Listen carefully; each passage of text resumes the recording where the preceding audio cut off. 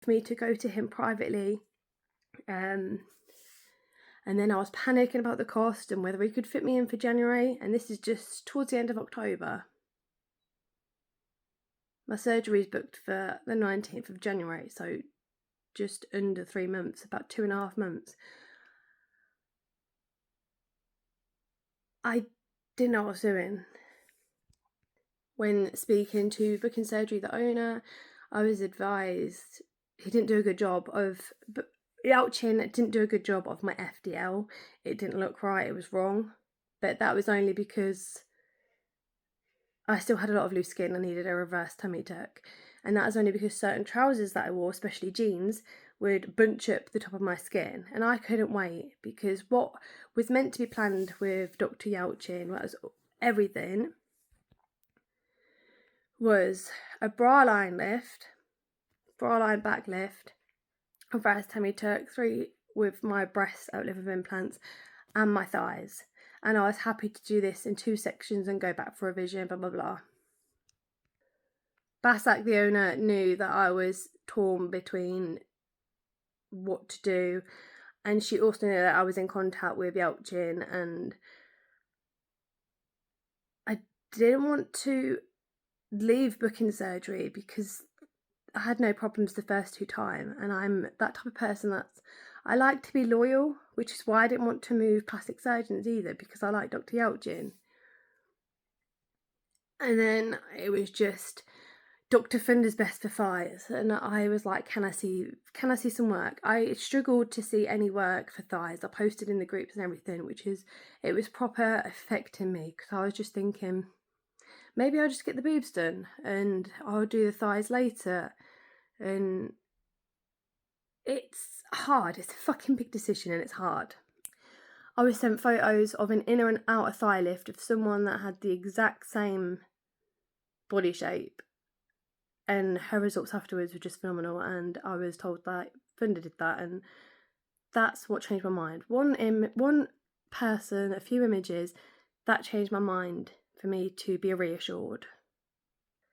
I am a nagger, and I did hound Basak constantly about, I'm worried about this, worried about that. Like, I didn't stop messaging. I was consistent and probably annoy him, because I wanted it to be perfect. My breasts, I said that I wasn't too fussed by, but it'd be nice to have it all done so it's sort of complete, because I didn't want further surgery, even if I needed it. I was then going through the whole, do I really want my boobs doing? Am I done with kids? What am I doing? Like, so much was going through, because I had to go through a grieving process of no more children. Your body's the way it is. Like, you can't reverse, you can't go backwards. And then trying to process everything into one go of, like, it's going to be so different. It's not going to be the same. I've never been able to imagine how different my thighs would look.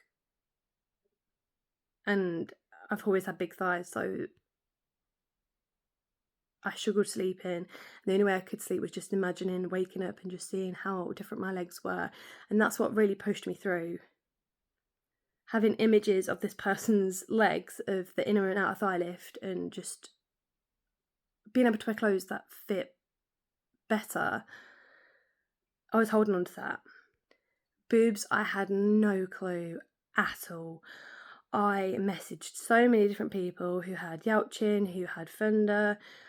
What size did they go? What profile? What shape? I had no clue, because I just had what I had, and I wasn't fussed. When I was bigger, I had big boobs and I used to wear vest tops, and my cleavage used to be on show and it was visible. Then I had children, then I lost the weight, and then I had no boobs and I covered up, and I got insecure because they were just like flappy bits of skin that warmed my armpits when I lay down, and I literally looked flat-chested.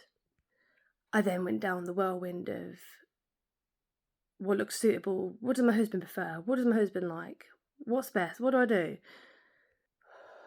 It was just horrific. My husband met me bigger, big boobs, everything. He's always been a boob and a bum man.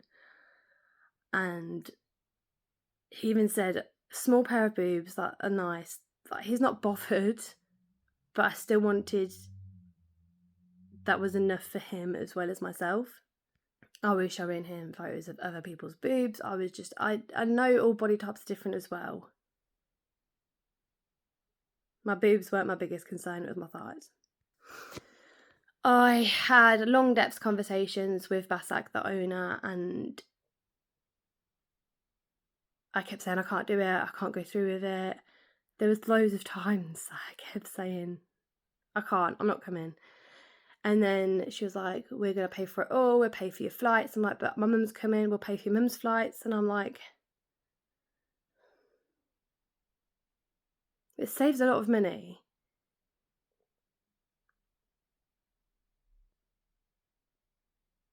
Then I have extra money for Christmas for the kids. I have extra money for holidays. I can do other things. So it was just convenience, money, cost effective. I was promised to be looked after, and that in a couple of the screenshots, if you do go look at them, she put love you. I had that. I felt cared for, I felt important. I also spoke to a couple of other influencers that have worked alongside Book and Surgery, and they hadn't received the same treatment I had.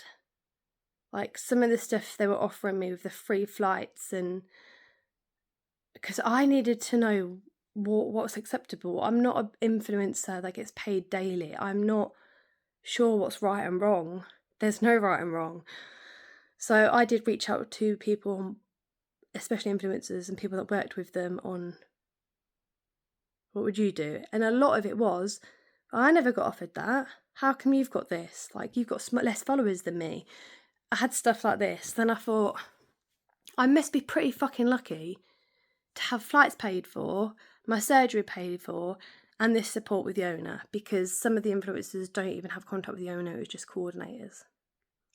I then was approached and said, asked by Basak, the owner, if you can come, because the flights were meant to be just for the actual surgery and then coming home initially. And then she was like, how about you come a few days earlier? We'll put you up in a hotel. And I was like, okay, this is a lot. I have to speak to my husband. He has to get time off work. At the end of the day, we have 3 children. He has to get time off work. He had to speak to his bosses first and obviously request the leave, because he did take parental leave, which is unpaid work. So parental leave is to help look after the children while I'm recovering, because I've had surgery. It's major surgery. So he had to request more time off, bearing in mind he already had a few weeks off. I can't even, 4 weeks, I think, unpaid. So a lot of it was the costs, everything else. I then kept getting messages of check-ins of, has he got the time off work? Have you heard from his work? And then I was also asked, if he can't get time off work, can I not just find a nanny to have the kids? I'm like, no, because my mum is the only person that I'd ask for help that can help, but she's also a full-time carer for my stepdad, who's disabled in a wheelchair, and she's coming with me as a companion.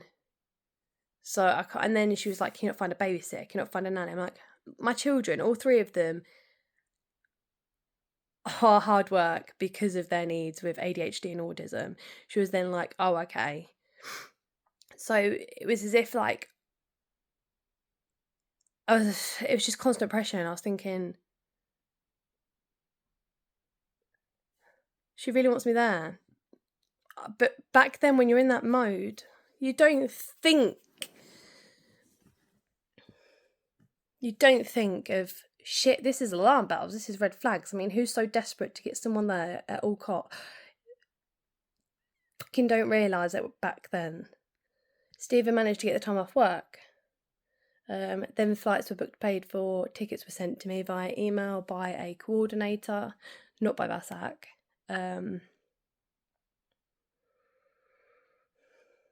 Then the pageant came, November 2026. One of the coordinators caused a lot of shit, made up malicious things in regards to me, saying that I'd asked them to do certain things, asked them to put my charity link on another influencer's stories or posts, and basically had